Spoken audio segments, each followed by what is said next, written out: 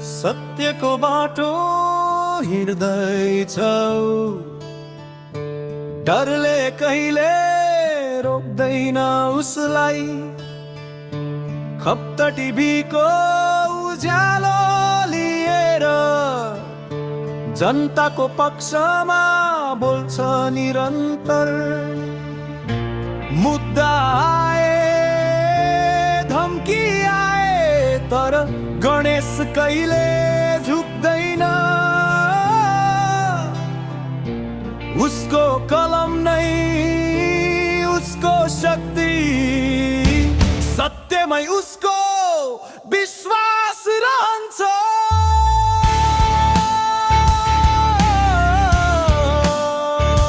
सजलको बाटो गाउँका आँखामा लुकेका पीडा उसले देख्यो।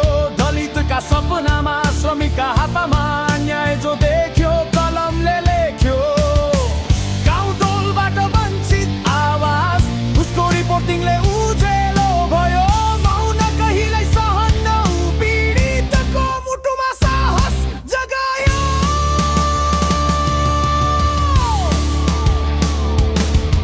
सत्यको बाटो हिँड्दैछौ, डरले कहिले रोक्दैन उसलाई। खप्त टिभीको उज्यालो लिएर अन्यायका ढोका भत्काउँदै जान्छ।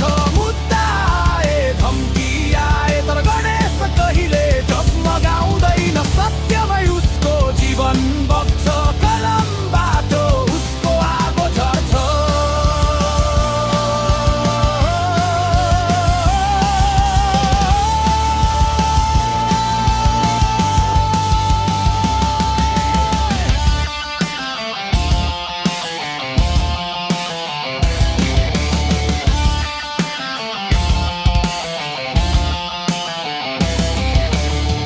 कहिले रातको 4 बजे, कहिले क्यामेराले सत्य समायो।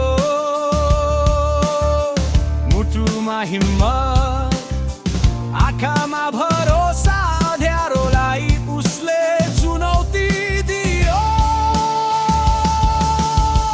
गलतका अगाडि झुकेनौ, सत्ताको डरले छोपेन उसको स्वर। पीडितका चोट लिएर हिँड्ने अर्को कोही देखिन्न यति निर्भय। सत्यको बाटो हिँड्दैछौ, आवाज जनताको बोकेर। खप्त टिभीले देखायो बाटो, अन्धकार भत्काउने छौ उठेर। मुद्दा झुट्टा आरोप धम्की सबैले रोक्न खोजे तर सकेर। गणेशको आवाज अडिक सकिन कि